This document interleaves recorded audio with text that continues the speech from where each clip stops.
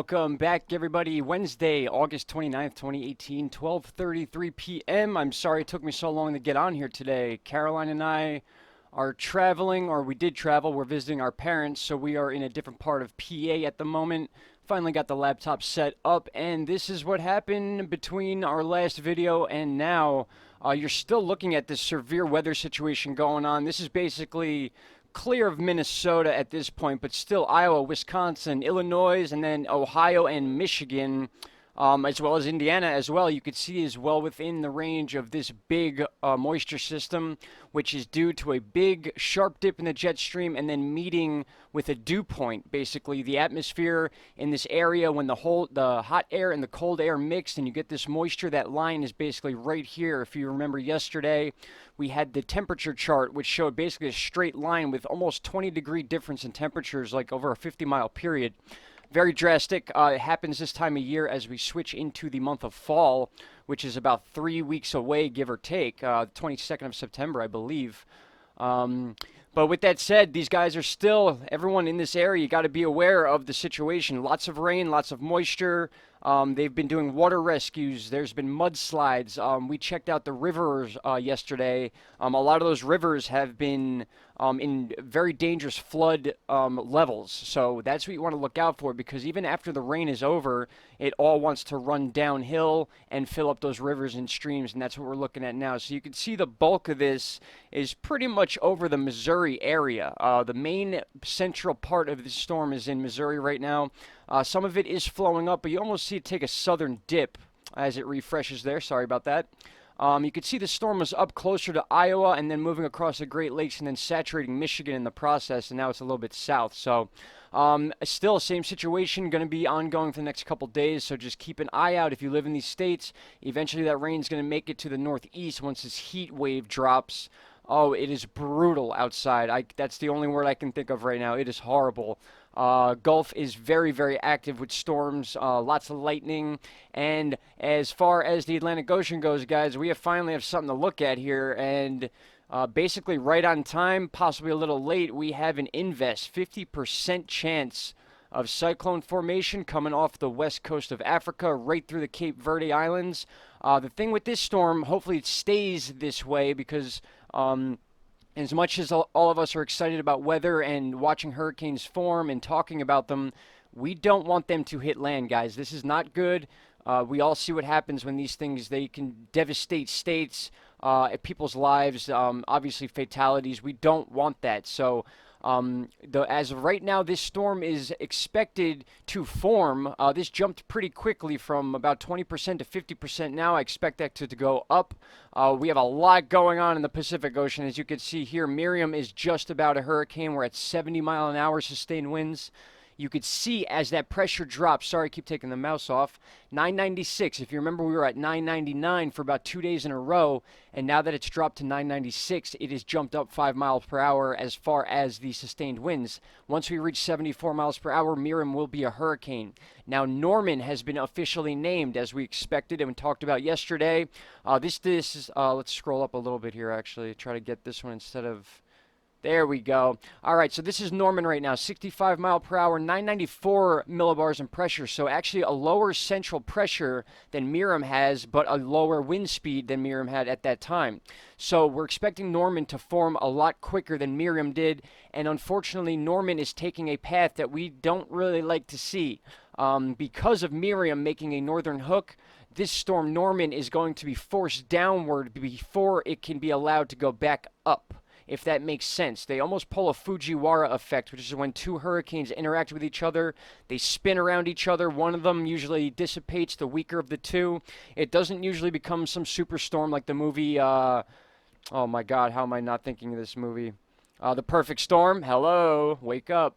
It's not so much like that where they combine forces and become this super hurricane, although it is possible. You could do some research into that, but the point here is that Norman's going to make a dip south before it gets on its western path, and that's what's going to put Hawaii in its crosshairs. So we really need to focus on this storm and keep everyone updated on it. Now, I could just use this same chart here, and we're talking about a third invest. So we're at LMNO. This would be Olivia. This has jumped from 20% to 50%, and we can verify this via the Ventus Sky Tropical Tidbits. I'm sorry, guys. I'm all over the place today. We've been busy, so I had to get on here and update you guys. You can see Miriam in that area right here. Miriam's going to take a northern hook a little bit off screen here. And then you see Norman make that southern dip right there. You see it as a pretty strong hurricane at 957 central pressure millibar, 946 at one point. And then it wants to come up. But is that enough of a southern dip to hit Hawaii? Or was that southern dip early enough to where it will miss Hawaii? We need to wait and see. As of right now, it looks like it wants to flatten out to me. And then right behind it, this would be Olivia. And then, believe it or not, guys, there is rapid fire coming out of the Pacific still. So we are going to cover a lot more letters, at least in the Pacific side of the ocean. So we will get back to that. And before we move on to the Atlantic Ocean and the invest we officially have at 50% chance of cyclone formation, we are taking a look at a 7.1 fairly shallow earthquake, 26.7 kilometers deep in the New Caledonia area. And this was overnight last night, I believe around 11 o'clock. It actually tells us the time here, UTC time. We could do the math a little bit later, but it was basically overnight last night. And a 7.1, guys, this is along the Pacific Ring. Once again, a lot of strong earthquakes going on in this area. Very close together, which is what people are getting nervous about, because the Ring of Fire also is in the area of not only Alaska, obviously. If we scroll up, I'm not sure why these charts aren't working properly today. It might be my internet connection. I apologize for that. But as we move up into this area, let me back out a little bit. There we go. We're back on track here. We've been seeing a lot of action in the Alaskan area and in the strip islands that go down along the Ring of Fire. A lot of volcanoes circle this area, guys. Most of the volcanoes in the world are in this Pacific Ring here. That's why they call it the Ring of Fire. And, of course, our friends in California are in that area, too. We did have a pretty significant earthquake in California today with minor damage, believe it or not. 5.5 kilometers deep, 4.4 magnitude. That is fairly strong for this depth, and that could lead to something bigger. We just don't know. We need to keep an eye on the area and just always be prepared. Those of you in California know that, and it's just very important to keep up to date with it. All right, let's talk about the Atlantic, because we finally have an invest in the Atlantic that we need to watch and keep an eye on. Let's see if we can even find it. What am I doing here? All right, here we go. GFS, let's check that out first. And you could see August 29th today, current right now, we're at 999 pressure already, guys. And this thing just left the coast, hasn't even crossed over the Cape Verde Islands yet. And more times than not, when you see a pressure drop like this close to the western coast of Africa, it's almost a guarantee that this storm will form at least to a tropical depression, tropical storm. We cannot guarantee a Category 1 yet. I don't want to do that and put false information in people's heads at the moment. But as you watch the data, guys, you could see that pressure drops into the 950s, which is definitely hurricane Category 1 to 2. The only positive part about this is that the pressure, the Bermuda Atlantic pressure in the Atlantic Ocean is lifting up pretty high right now, allowing this storm to go north before it even tracks towards the islands like Puerto Rico and Haiti and Dominican Republic, Cuba, the Bahamas, and then obviously the east coast of the U.S. and the Gulf of Mexico.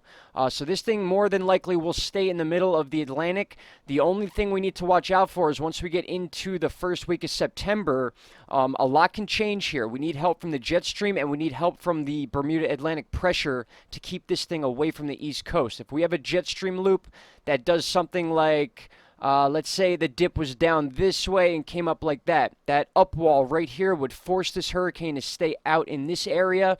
If there was an upflow like this and then it came down this way, that would allow a clear path for this storm to go right towards the east coast of the U.S. That will be talked about later if it needs to be talked about. But for right now, we do have the invest in the Atlantic. The Atlantic is expected to not only wake up, but produce a lot of storms in the coming weeks as we approach that November 30th date towards the end of hurricane season.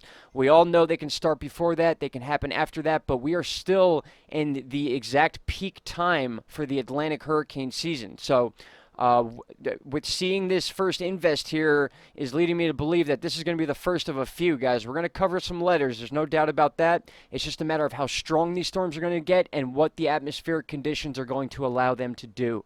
So, I believe we've covered everything we need to cover for right now. I know I kind of jumped around a little bit of a shorter video, but there's a lot going on. Me and Caroline are a little busy today, but I just wanted to touch base with all of you. As always, she is actually at an appointment right now. She wishes everyone well.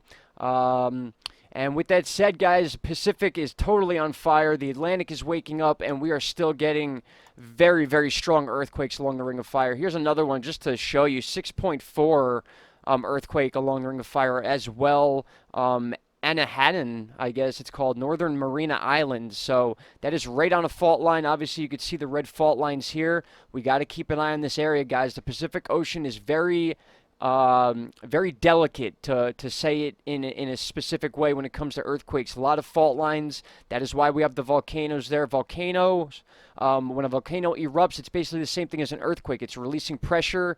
Sometimes you can get a volcano rather than an earthquake if that's the way it works out underground. So a lot of science there. A lot of other channels focused on earthquakes more. I just enjoy reporting them to you so everyone's aware of what's going on. These were two fairly big earthquakes in this area, actually. There was another, it was actually a swarm here. This happened all within a few hours. You could see there is two earthquakes here, but it's not letting me zoom in far enough to get to that second one. I believe this is that second one. Actually, it's not the second one. The second one is the one we just talked about. All right, guys, I've been rambling too much. I hope everyone has a great day. I should be back this evening with an update, especially on Norman. We want to keep an eye on Norman, as we believe Miriam will not be an issue to Hawaii. Norman is a different situation. As we move here, you can see Miriam making that northern hook right there. Hopefully it stays that way, stays above Hawaii, and then here comes Norman. Now, Norman also is showing a northern path, but this is out into September 6th. All we need is one little change in pressure, and this thing will stay straight right towards Hawaii, and then clearly we see Olivia right behind it. So we have three very significant storms to keep an eye on in the Pacific, one in the Atlantic, and then earthquakes, rather, going on all over the Pacific Ring of Fire. So what would be our name here? This would be Hurricane Florence if the Atlantic storm forms, and then it would be Gordon, Helena, Isaac, Joyce, Kirk, Leslie, Michael, Nadine, Oscar, Patty, Raphael, Sarah, Tony, Valerie, and William.